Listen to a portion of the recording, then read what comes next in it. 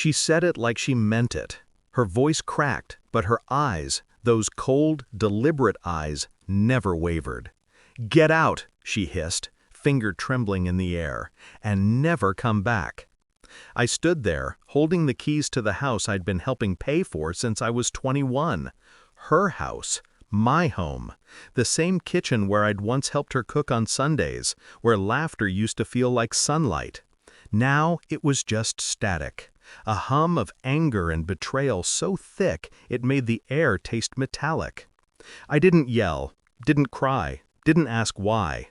I just said, "Okay," and I left. It didn't start like this.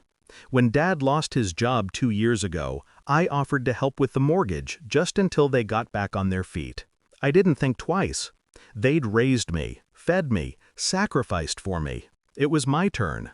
I set up the payments automatically from my account. Quiet, steady, dependable. At first, they were grateful. Mom would leave me little notes on the counter. "Thank you, sweetheart. We'll make it up to you." But somewhere along the line, those notes stopped. The smiles faded. The gratitude curdled into entitlement. I became less of a son and more of a resource. And then she found something new to hate: control. It started small, her rearranging my things, making comments about how long I planned to stay. Then came the fights. Not loud, just cruel. Words sharpened to slice under the skin. "You're not a kid anymore. Don't you think it's time to grow up?" Funny, considering I was the one paying their bills. But I stayed quiet. I watched, listened, until the night I overheard her talking to Dad. She didn't know I was in the hallway when she said it. "I'm sick of him acting like he owns this place. It's our house. Once the mortgage is cleared, we'll change the deed and he can find somewhere else to live." My hand froze on the banister. That's when it clicked. The plan, the manipulation. They weren't struggling anymore. They were scheming. I didn't confront them. I didn't need to. I went to the bank the next morning and checked the loan documents. Turns out my name wasn't on anything. No cosign, no shared title, just a nice clean setup with my money quietly paying down their debt. So I smiled, and I stopped paying. I waited for the storm, and it came right on schedule. 3 weeks later, Dad called. His voice was all sugar and smoke. "Son, the bank says we missed a payment. Did something happen?" I played dumb. "Oh, I thought you didn't need my help anymore. You made that pretty clear." He hesitated. "You know how your mother gets. She didn't mean it." "Didn't she?" I asked softly. Silence, the kind that tells you everything you need to know. Then came the real tone, the one layered with panic. "You can't just stop paying. We could lose the house." I leaned back in my chair, staring at the ceiling. "That's not my house, remember?" They called every day that week. Texts, emails, pleas.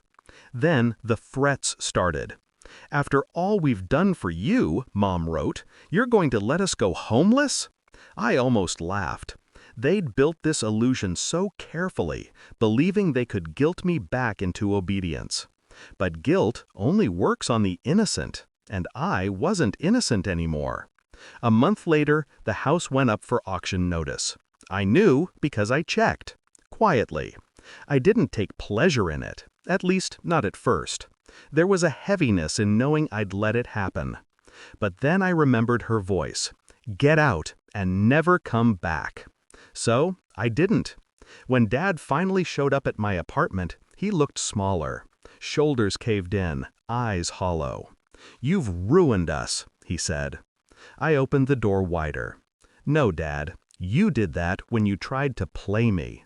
He stared at me, like he was seeing someone else. "We're family," I nodded slowly. Family doesn't use family to pay off their mistakes. Family doesn't throw you out when the bills are covered. His face fell. I handed him a folded piece of paper, printouts of every transaction I'd made toward their mortgage, every dollar that could have gone toward my future. "I kept records," I said, "and I sent copies to the bank's fraud department. They'll be in touch." He tried to speak, but I closed the door before he could. That night, I sat by the window, listening to the quiet hum of the city. No guilt, no regret, just peace. I learned something in those weeks. Silence is power. Patience is revenge. They built their house on my trust. I just let it collapse on its own.